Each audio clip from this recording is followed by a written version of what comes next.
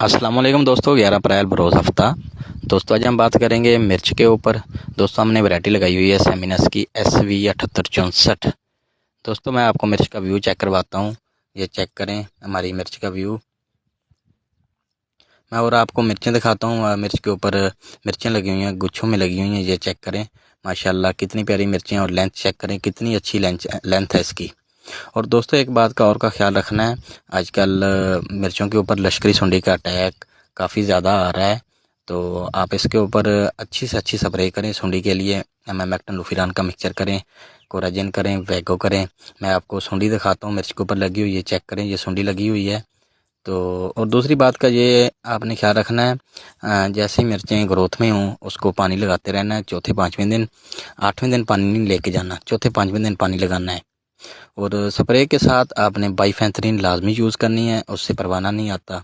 जज़ाकल्लाह। हमारे पेज को लाइक, फॉलो, शेयर भी करें।